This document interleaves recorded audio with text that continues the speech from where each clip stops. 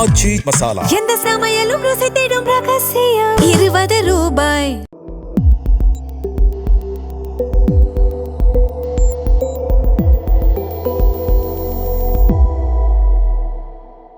தமிழ் தடம் நேயர்களுக்கு வணக்கம். நம்மோடு உரையாட ஊடகவியலாளர் திரு கேப்ரியல் இணைந்திருக்காங்க.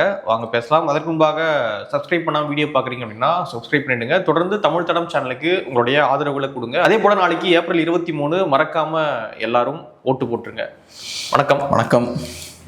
ஈரான் அமெரிக்கா போர் சீஸ்ஃபயர் அறிவிக்கப்பட்டுச்சு 2 வாரத்துக்கு. போர் கிட்டத்தட்ட ஒரு 2 மாசமா நடந்துகிட்டு இருக்கு. 2 வார சீஸ்ஃபயர் அறிவிச்சாங்க. ஸோ இன்றோடு அந்த போர் நிறுத்த ஒப்பந்தம் முடிவுக்கு வருது.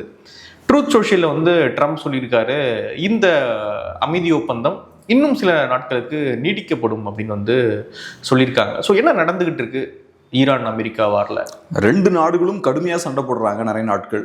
அதுக்கப்புறம் இப்போ இந்த போர் பார்த்தோம்னா ஒரு எக்கனாமிக் வாராக மாறி இருக்கு, ஒரு பொருளாதார மோதலாக இது மாறி இருக்கு. ஃபர்ஸ்ட் பார்த்தோம்னா 2 தரப்பும் ஏகப்பட்ட மிசைல்ஸை லான்ச் பண்ணுறது, இந்த விஷயங்கள்லாம் பண்ணிட்டு இருந்தாங்க. இப்போ நெக்ஸ்ட் ஸ்டேஜுக்கு நகர்ந்துருக்காங்க. பொருளாதார போரை இது மாறி இருக்கு. ஏன்னா இப்போ இந்த மாதிரியான ஒரு போரை தொடர்ந்து சண்டை போட்டுகிட்டே இருக்க முடியாது. இந்த 12 days வாரப்பே நம்ம சொன்னோம், மிசைல்ஸை சரமாரியாக லான்ச் பண்ணுறதுன்றது சாதாரண விஷயம் கிடையாது. ஒரு நாட்டோட பொருளாதாரத்தை கம்ப்ளீட்டாக அது சேதப்படுத்திடும். ஏன்னா ஒவ்வொரு மிசைலும் மில்லியன்ஸ் ஆஃப் டாலர்ஸ் அதுக்கு செலவாகும். ஸோ நீங்கள் லான்ச் பண்ணுற ஒவ்வொரு மிசைலுக்கும் நிறையா பணத்தை நீங்கள் செலவழிக்க வேண்டியிருக்கும். இப்போ அமெரிக்காவும் நிறையா பணத்தை செலவழிச்சிட்டு இருக்காங்க, ஈரானும் அவங்க சக்தியை மீறி நிறையா பணத்தை செலவழிச்சிட்டு இருக்காங்க. ஸோ இந்த மாதிரியான ஒரு ஹைப்ரிட் வார்ஃபேர் இருக்குல்ல, இதை தொடர்ந்து நடத்திக்கிட்டே இருக்க முடியாது. ஏதோ ஒரு பாயிண்ட்ல நீங்கள் கொஞ்சம் ஸ்லோ டவுன் ஆக வேண்டிய தேவையும் இருக்குது. ஏன்னா அமெரிக்காவுக்கும் நஷ்டம் ஏற்படும், ஈரானுக்கும் நஷ்டம் ஏற்படும். அதனால தான் பேச்சுவார்த்தைக்கு 2 பேரும் உட்கார்றாங்க. ஏன்னா 2 பேருக்குமே சண்டை போட்டுட்டே இருக்க முடியாது. அதனால 2 பேரும் பேச்சுவார்த்தைக்கு உட்கார்றாங்க. அதுக்கப்புறம் அந்த ஒரு சீஸ்ஃபயரை அக்ரி பண்ணுறாங்க. ரைட், ஒரு 2 வாரத்துக்கு நம்ம 2 பேரும் அடிச்சுக்க வேண்டாம் அப்படின்ற ஒரு அக்ரிமெண்ட்டுக்கு வராங்க. அமெரிக்காவுக்கு குறிப்பாக இந்த சீஸ்ஃபயர் ஏன் தேவைப்பட்டதுன்னா, ஒரு 2 weeks போர் நிறுத்தம் இருக்குன்னா அந்த 2 வாரங்களில் கப்பல் போக்குவரத்தை நீங்கள் திரும்ப சுமூகமாக கொண்டு வந்துடலாம். கப்பல் போக்குவரத்து திரும்பவும் சுமூகமாக நடக்க ஆரம்பிச்சதுன்னா க்ரூட் ஆயில் ப்ரைஸ்லாம் கம்மியாக ஆரம்பிக்கும், பொருட்கள் போக ஆரம்பிக்கும். ஸோ உலகத்துக்கு ஒரு ரிலீஃப் கிடைக்கும். அப்படியே லைட்டாக ஸ்லோ டவுன் ஆக ஆரம்பிக்கும். அந்த பணவீக்கம்லாம் கம்மியாக ஆரம்பிக்கும், பிரச்சனைகள்லாம் இருக்காது. அதுதான் அமெரிக்காவோட பிரதான எதிர்பார்ப்பாக இருந்தது. ஸோ ஒரு 2 weeks பார்த்தோம்னா கொஞ்சம் எல்லாத்தையும் ரிலாக்ஸ் பண்ணலாம் அப்படின்னு நினச்சாங்க. ஆனால் இந்த சீஸ்ஃபயர் அனௌன்ஸ் பண்ணதுக்கு அப்புறமும் ஈரானுக்கு நிறைய பிரச்சனைகள் இருக்குது. குறிப்பாக லெபனான் இஷ்யூவில் ஈரானுக்கு பிரச்சனை இருக்குது. நீங்கள் இஸ்ரேல் லெபனான் அட்டாக் பண்ணிட்டு இருக்காங்க, அது முக்கியமான ஒரு சிக்கல் எங்களுக்கு. ஸோ அது இருக்கக்கூடாது அப்படின்றது ஈரானோட எதிர்பார்ப்பாக இருந்தது. அதுபோக சீஸ்ஃபயர் அக்ரிமெண்ட் சைன் பண்ணதுக்கு அப்புறமும் ஈரான் ஸ்ட்ரெய்ட் ஆஃப் ஹோர்முஸை முழுமையாக ஓப்பன் பண்ணல. அவங்க என்ன சொல்றாங்க, இல்லை டெக்னிக்கல் டிஃபிகல்ட்டிஸ்லாம் இருக்குன்றாங்க. ஈரான் டெக்னிக்கல் டிஃபிகல்ட்டிஸ்னால் நிறைய கண்ணி வெடிகள்லாம் நாங்கள் இறக்கி வச்சாச்சு, அது எங்கே இருக்குன்னு எங்களுக்குமே தெரியாது. ஸோ அதனால சில டெக்னிக்கல் டிஃபிகல்ட்டிஸ்லாம் இருக்குது, முழுமையாக என்னால் ஸ்ட்ரெய்ட் ஆஃப் ஹோர்முஸை ஓப்பன் பண்ண முடியாது. அதுபோக கண்ட்ரோல்டாக நாங்கள் சில கப்பல்களை அனுமதிப்போம். அது மட்டும் இல்லாமல் அவங்க என்ன பண்ணுறாங்க, நிறைய கப்பல்கள்கிட்ட இருந்து அவங்க பணத்தையும் வசூலிக்கிறாங்க. நீங்கள் ஸ்ட்ரெய்ட் ஆஃப் ஹோர்முஸ் வழியாக போகணுன்னா எங்களுக்கு நீங்கள் பணத்தை கொடுக்கணும் அப்படின்ற மாதிரி $1 million $2 million அவங்க ஒவ்வொரு கப்பல்கிட்ட இருந்து வசூலிக்க ஆரம்பிக்கிறாங்க. ஸோ இந்த மாதிரியான விஷயங்கள் ஈரான் பண்ணுறாங்க. ஸோ இப்போ ஈரானோட ஸ்ட்ராட்டஜி என்னவா இருக்குன்னா, அமெரிக்காவுக்கு ஸ்ட்ரெய்ட் ஆஃப் ஹோர்முஸ் திறக்கப்படணும் அப்படின்ற தேவை இருக்கு. ஈரானோட ஸ்ட்ராட்டஜி என்னவா இருக்குன்னா, நான் 1 மாதம் இந்த ஸ்ட்ரெய்ட் ஆஃப் ஹோர்முஸை மூடி வச்சிருக்கேன், அதுதான் என்னோட ஸ்ட்ரென்த்து. ஸ்ட்ரெய்ட் ஆஃப் ஹோர்முஸை நான் மூடி வச்சிருந்தேன்னா உலகத்து மேலே நிறைய அழுத்தங்களை அதை என்னால் போட முடியும். அப்போ அமெரிக்கா மேலேயும் அது அழுத்தத்தை போடும். சீக்கிரம் ஸ்ட்ரெய்ட் ஆஃப் ஹோர்முஸை ஓப்பன் பண்ணுங்க, அதை போகிற முடிவு கொண்டு வாங்க அப்படின்ற அந்த அழுத்தம் அமெரிக்கா மேலேயும் விழும். ஸோ அதனால தான் ஈரான் ஒரு 1 month கஷ்டப்பட்டு அவங்க அந்த ஸ்ட்ரெய்ட் ஆஃப் ஹோர்முஸை மூடி வச்சிருக்காங்க. நான் சொல்ல சீஸ்ஃபயருக்கு முன்னாடி. ஸோ ஈரான் என்ன யோசிக்கிறாங்க, சீஸ்ஃபயர் காலகட்டத்திலேயும் முடிஞ்ச அளவுக்கு ஸ்ட்ரெய்ட் ஆஃப் ஹோர்முஸை கண்ட்ரோல்லே வச்சுக்கலாம். அதை முழுமையாக ஓப்பன் பண்ணிவிட்டா நம்ம பில் பண்ண ப்ரெஷர்லாம் போயிடும்ல. கஷ்டப்பட்டு 1 month ப்ரெஷரை பில் பண்ணியிருக்கோம், அது ஃபுல்லாக ரிலீஸ் ஆகிடும். திரும்பவும் ஆயில் ப்ரைஸ்லாம் கம்மியாக ஆரம்பிச்சிடும், எல்லாரும் எண்ணெயெல்லாம் நிறையா இம்போர்ட் பண்ண ஆரம்பிச்சிடுவாங்க மற்ற நாடுகள். ஸோ நம்ம கையில் இருக்கக்கூடிய அந்த பலம் போயிடும். ஸோ அதனால் அவங்க என்ன பண்ணுறாங்க, சீஸ்ஃபயர் காலகட்டத்திலையும் முழுமையாக ஸ்ட்ரெய்ட் ஆஃப் ஹோர்முஸை அவங்க ஓப்பன் பண்ணல. அமெரிக்கா ஒரு பாயிண்ட் வரைக்கும் பார்க்குறாங்க. அப்புறம் என்ன பண்ணுறாங்க, நீங்கள் முழுமையாக ஸ்ட்ரெய்ட் ஆஃப் ஹோர்முஸ் ஓப்பன் பண்ணலன்னா நாங்கள் ஸ்ட்ரெய்ட் ஆஃப் ஹோர்முஸை பிளாக் பண்ணுவோம், நீ பண்ணுற அதே வேலையை நானும் பண்ணுவேன். ஸோ அப்போ ஈரான் வந்து அமெரிக்காவோட நெருக்கமாக இருக்கக்கூடிய நாடுகளோட கப்பல் போக்குவரத்தை நிறுத்துறாங்க. அமெரிக்கா என்ன பண்ணுறாங்க, ஈரான் போர்ட்டுக்கு போயிட்டு வரக்கூடிய எல்லா கப்பல்களையும் அவங்களும் ஸ்டாப் பண்ணிடுறாங்க. ஸோ ஏறக்குறைய பார்த்தோம்னா கப்பல் போக்குவரத்து இல்லை அப்படின்ற ஒரு சூழல் ஏற்படுது. மூடிதான் இருக்கு. ஆமா, மூடிடுது, கம்ப்ளீட்டா மூடிடுது. ஸோ அமெரிக்கா இந்த விஷயத்த பண்றாங்க. ஸோ உடனே அப்புறம் என்ன பண்றாங்க, ஈரான் இறங்கி வராங்க. நாங்களும் முழுமையா ஸ்ட்ரெயிட் ஆஃப் ஹார்மூஸ் ஓப்பன் பண்றோம். ஃபர்ஸ்ட் என்ன சொல்றாங்க, முழுமையா எங்களால் ஓப்பன் பண்ண முடியாதுன்றாங்க, டெக்னிக்கல் டிஃபிகல்ட்டிஸ்லாம் இருக்குன்றாங்க, பணம்லாம் வசூலி பண்றாங்க. அப்புறம் இல்ல நாங்க முழுமையா ஸ்ட்ரெயிட் ஆஃப் ஹார்மூஸை ஓப்பன் பண்ணுவோன்றாங்க. அமெரிக்கா அவங்களோட அந்த பிளாக்கேட் இருக்கு பாருங்க, அந்த முற்றுகை இருக்குல்ல, அந்த ஸ்ட்ரெயிட் ஆஃப் ஹார்மூஸை முற்றுகையிட்டு இருக்காங்கல்ல, அதை அவங்க நாங்க முடிக்க மாட்டோம், நாங்க கண்டினியூ பண்ணுவோம் அப்படின்றாங்க.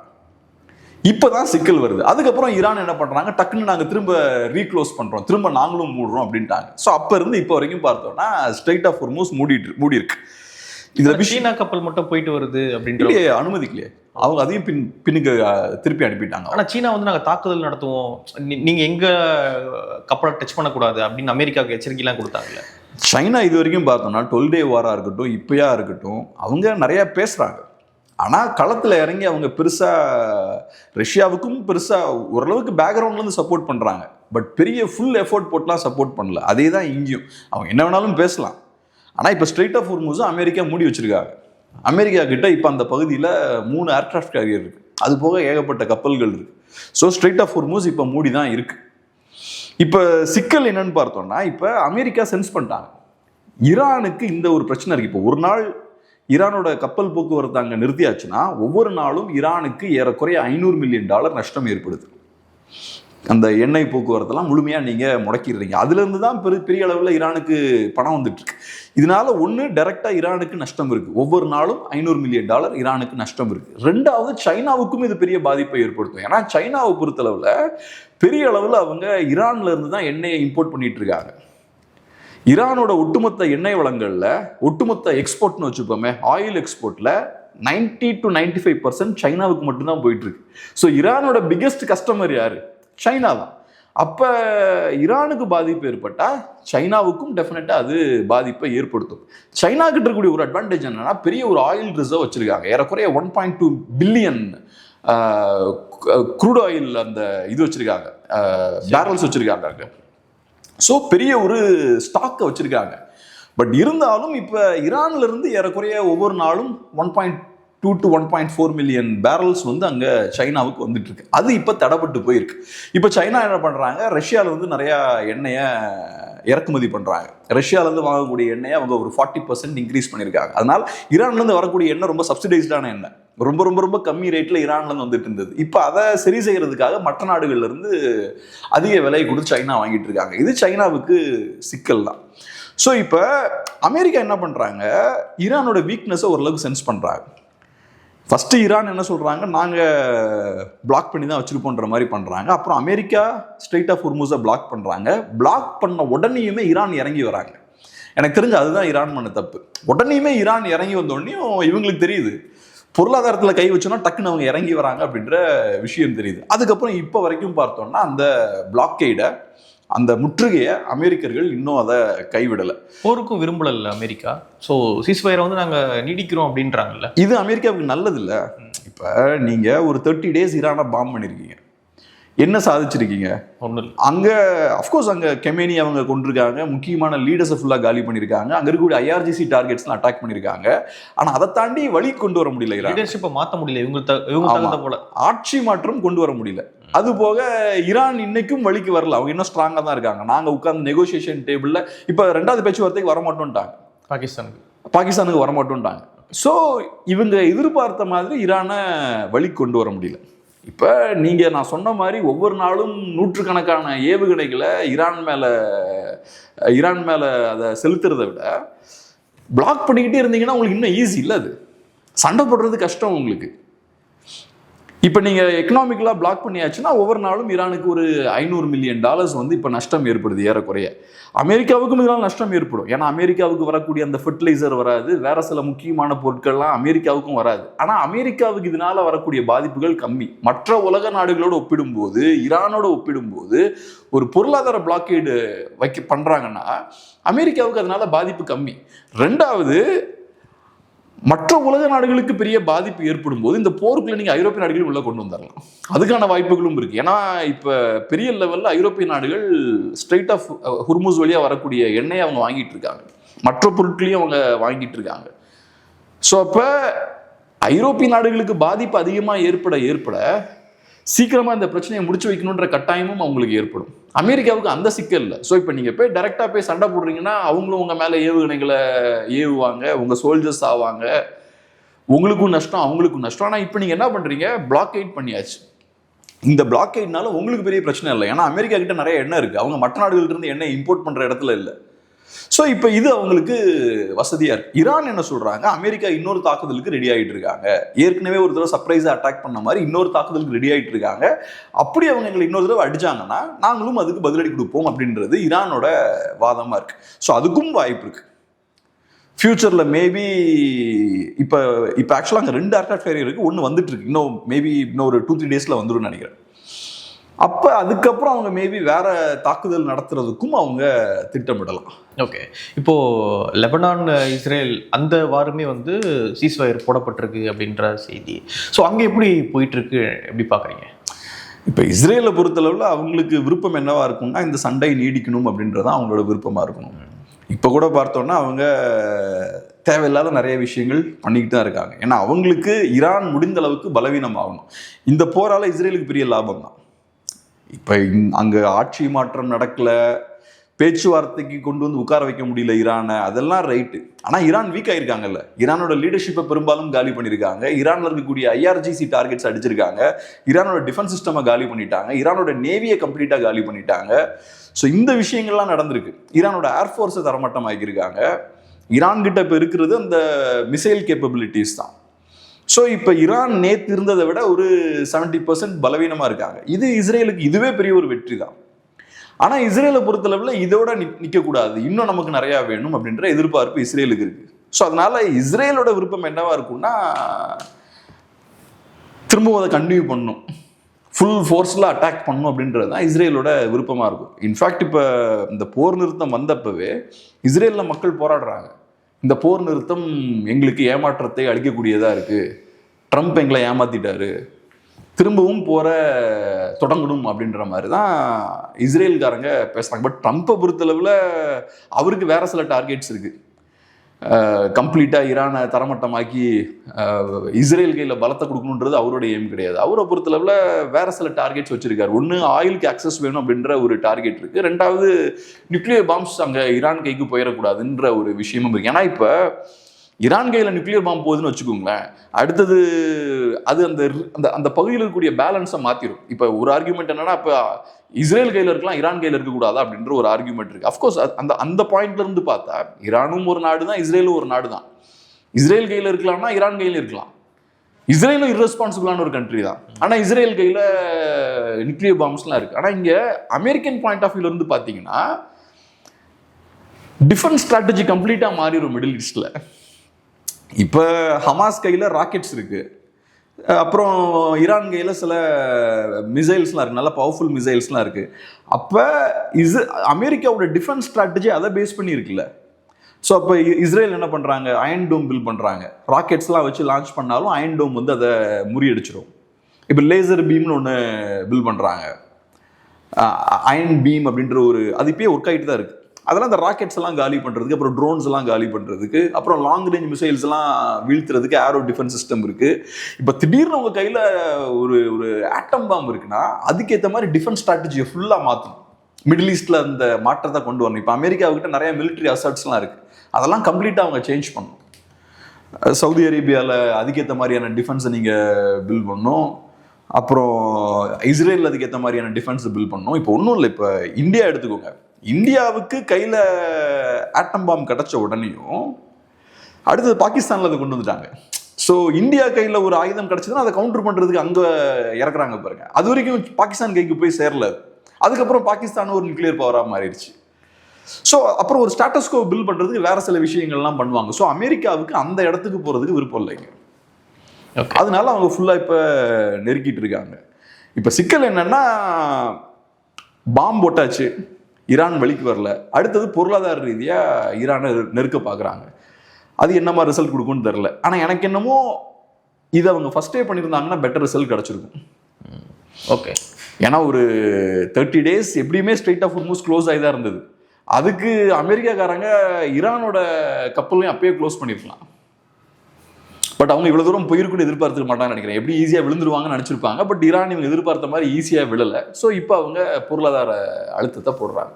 ஓகே, ட்ரம்ப் கொஞ்சம் இறங்கி வந்திருக்காரு அப்படின்ற மாதிரி பார்க்கலாம். இந்த இடத்துல எந்த இடத்துல இறங்கி வந்திருக்காருன்னு பாக்குறீங்க? இப்போ அவர் போர் வேண்டாம் அப்படி தள்ளி போடுறாருல. இல்லை, நான் எப்படி பார்க்குறேன், இது உங்களுக்கு அட்வான்டேஜ் இல்லை. நீங்கள் போய் பாம்பை ட்ராப் பண்ணுறதை விட நீங்கள் ஸ்ட்ரெயிட் ஆஃப் ஹார்மூஸை பிளாக் பண்ணுறது உங்களுக்கு இன்னும் பெரிய அட்வான்டேஜ் இல்லை. உங்களுக்கு பெரிய இழப்பு இல்லை. இதில் உங்களுக்கு பொருளாதார ரீதியாகவும் பெரிய பாதிப்பு இல்லை. சைனாவுக்கு ஏற்படக்கூடிய பாதிப்பு அமெரிக்காவுக்கு பொருளாதார ரீதியாக ஏற்படாது. ஈரானுக்கு ஏற்படக்கூடிய பாதிப்பு அமெரிக்காவுக்கு பொருளாதார ரீதியாக ஏற்படாது. யூரோப்புக்கு ஏற்படக்கூடிய பாதிப்பும் அமெரிக்காவுக்கு ஏற்படாது. அமெரிக்காவுக்கு பொருளாதார ரீதியாக ஏற்படக்கூடிய பாதிப்புகள் கம்மி. அப்படி இருக்கும்போது இந்த ஸ்ட்ரெயிட்டை பிளாக் பண்ணி வச்சுக்கிட்டு சண்டையும் போடாமல் சத்தம் இல்லாமல் உட்காந்துருக்குது நல்லது தானே. அந்த பாதிப்புகளை இப்போ ஸ்பிளிட் பண்ணிட்டார் அவர். மற்றவங்களுக்கு தான் அந்த பாதிப்பு ஏற்படுது. ஸோ அதனால எனக்கு தெரிஞ்சு இது ஓரளவுக்கு ஒரு நேச்சுரலான ஒரு அவுட்கம்மாக தான் பார்க்குறேன். ரெண்டாவது, ஈரானால ஸ்ட்ரெயிட் ஆஃப் ஹார்மூஸை கண்ட்ரோல் பண்ண முடியாது. ஈரானுக்கு ஸ்ட்ரெயிட் ஆஃப் ஹார்மூஸை கண்ட்ரோல் பண்ணுற ஸ்ட்ரென்த் கிடையாது. ஈரான் இப்போ என்ன பண்ணுறாங்க, அங்கே இருக்கக்கூடிய அந்த போக்குவரத்து இருக்குல்ல, அங்கே குழப்பங்களை ஏற்படுத்துகிறாங்க. ஒரு சின்ன சின்ன போட்ஸ் வச்சுருக்காங்க. அந்த போட்ஸை யூஸ் பண்ணி அவங்க அட்டாக் பண்ணுறாங்க. ஸோ ஈரானுக்கு இப்போ பெரிய நேவிலாம் கையில் கிடையாது. ஆனால் அந்த சின்ன சின்ன போட்ஸ் இருக்குது, நல்லா ஸ்பீடாக போகக்கூடிய ஸ்பீட் போட்ஸ்லாம் வச்சுருக்காங்க. அதை வச்சு அட்டாக் பண்ணுறாங்க. அதை வச்சு அட்டாக் பண்ணுவதன் மூலமாக அவங்களால போக்குவரத்தை குழப்ப முடியும். ஏன்னா அந்த போட்ஸ்லாம் இருக்கும்போது கப்பல்கள் போகிறதுக்கு தயங்குவாங்க. ஆனால் உங்களால் ஸ்ட்ரெயிட்டை கண்ட்ரோல் பண்ண முடியாது. ஸ்ட்ரெயிட்டை கண்ட்ரோல் பண்ணுறதுன்றது டிஃப்ரெண்ட்டான கதை. நீங்கள் கரெக்டாக இப்போ கப்பல் போக்குவரத்தை அனுமதிக்கிறது, இவங்க நம்ம எதிரி, இவங்க நம்ம நண்பர், யாருக்கு அனுமதி கொடுக்கலாம் கொடுக்கக்கூடாது, இந்த விஷயம் இருக்கணும். அந்த ஸ்ட்ரெயிட் வழியாக போகக்கூடிய எல்லா கப்பலையும் நீங்கள் கண்ட்ரோல் பண்ணணும். அது பண்ண முடியாது ஈரானால். இப்போ ஒரு சின்ன உதாரணம் சொல்கிறேன். ஒரு 3 days முன்னாடி 2 இந்திய கப்பல்கள் அட்டாக் பண்ணிட்டாங்க ஈரான். இதை இந்தியன் மீடியா பெருசாக பேசல. 2 இந்திய கப்பல்களை இரேனியன் ஸ்பீட் போட்ஸ் வந்து அட்டாக் பண்ணுறாங்க. அப்புறம் இந்திய கப்பல்ல இருந்து அவங்க மெசேஜ் கொடுக்குறாங்க, நீங்கள் தான் எங்களுக்கு பெர்மிஷன் கொடுத்தீங்க, நீங்கள் கொடுத்து தான் நாங்கள் வந்துட்டு இருக்கோம், லிஸ்ட்டில் 2வது எங்கள் பேர் இருக்கு பாருங்கன்றாங்க. அப்புறம் இவங்க ஃபயர் பண்ணதுக்கப்புறம் இந்திய கப்பல் திரும்பி போகுது. இதை நம்ம இந்தியன் மீடியா மூடிட்டாங்க. அதுக்கான காரணம் என்னன்னா, ஒன்று இப்போ இந்தியன் மீடியா வந்து ஆன்டி ட்ரம்ப் மோடில் இருக்காங்க. 2வது, இந்த மாதிரியான விஷயங்கள் நடக்கும்போது அது மோடிக்கும் கொஞ்சம் இமேஜை டேமேஜ் பண்ணும். அதனால பெருசாக அவங்க கவர் பண்ணல. இப்போ உடனே இது நான் ஃபேக் நியூஸ்லாம் சொல்ல. இதை நீங்கள் அல் ஜசீராலையும் செக் பண்ணலாம், NDTVலையும் செக் பண்ணலாம், எல்லா வெப்சைட்ஸ்லையுமே இது கவர் பண்ணாங்க. ஆனால் பெருசாக டிஸ்கஸ் பண்ணல. இது நியூஸில் எல்லாருமே இதை கவர் பண்ணியிருக்காங்க. நீ அல் ஜசீராலே போய் பார்க்கலாம், இந்த நியூஸ் வந்து இருக்கும். இதை ஏன் நான் சொல்கிறேன்னா, இப்போ இது நடந்ததுக்கு அப்புறம் பார்த்தோம்னா பரவலாக சொல்லப்பட்ட விஷயம் என்னன்னா, ஈரான் இதை தெரியாமல் பண்ணிட்டாங்க. அவங்க எதிரி கப்பல் நினச்சி இது இந்திய கப்பலை அட்டாக் பண்ணிட்டாங்க. ஏன்னா இது ரொம்ப சாதாரண விஷயம் கிடையாது. கப்பல் போக்குவரத்தை கரெக்டாக மெயின்டைன் பண்ணுறதுன்றது அது கஷ்டமான விஷயம். ஸோ அதுக்கு தேவையான ஒரு கட்டமைப்பு உங்களுக்கு இருக்கணும். ஏன்னா இப்போ கப்பல்கள் எல்லாம் பார்த்தீங்கன்னா கொடி வச்சிருப்பாங்க, ஆனால் அது வேற நாட்டு கப்பலாக கூட இருக்கலாம். அதெல்லாம் கரெக்டாக ட்ராக் பண்ணுறதுக்கு இவங்க யாரு, இவங்களுக்கு நம்ம பெர்மிஷன் நிஜமாவே கொடுத்துருக்கோமா, இல்லாட்டி எதிரிகள் ஏமாத்திட்டு உள்ளே போகிறாங்களா, இதெல்லாம் கரெக்டாக மானிட்டர் பண்ணுறதுக்கு பெரிய சிஸ்டம் வேணும். அந்த மாதிரியான சிஸ்டம் ஈரானுக்கு இருக்காது. ஏன்னா ஈரான் இப்போ போர் நடுவில் சண்டை போட்டுட்டு இருக்காங்க. ஸோ அதனால அந்த தாக்குதல் நடந்தப்போ சொல்லப்பட்ட விஷயம் என்னன்னா, தெரியாமல் ஈரான் அட்டாக் பண்ணிட்டாங்க. ஸோ ஈரான் தெரியாமல் அட்டாக் பண்ணுறாங்கன்னா அது காட்டக்கூடிய விஷயம் என்னன்னா, எந்தெந்த கப்பல்கள் இருக்கு, யாரு போறாங்க, யாருக்கு நம்ம அனுமதி கொடுத்துருக்கோன்ற கண்ட்ரோல் அவங்க கிட்ட இல்லை. ஸோ இந்த சிக்கலும் அவங்களுக்கு இருக்கு. பிளஸ் அவங்க கிட்ட பெரிய ஒரு நேவியும் கிடையாது. அவங்க இந்த ஸ்பீட் போட்ஸ் வச்சு தான் அவங்க கண்ட்ரோல் பண்ணிட்டு இருக்காங்க. ஸோ அதனால இப்போ அமெரிக்காவுக்கு சிக்கல் என்னன்னா, உலகத்துக்கே பொருளாதார பாதிப்பு ஏற்பட்டு இருக்கு. அதை ஓரளவுக்கு சரி செய்ய வேண்டிய ஒரு தேவையும் அவசரமும் அமெரிக்காவுக்கு இருக்கு. ஆனால் இதே சிக்கல் ஈரானுக்கும் இருக்கு. ஈரானுக்கு மட்டும் கிடையாது, ஈரானை ஆதரிக்கக்கூடிய நாடுகளுக்கும் இருக்கு, சைனாவுக்கும் இருக்கு. சைனாவும் இந்த பிளாக்கேட் இருக்குல்ல, இதை அனுமதிச்சுட்டே இருக்க முடியாது. பார்க்கலாம். நிறைய விஷயங்களை மூடு பகிர்ந்துக்கிட்டீங்க. நன்றி.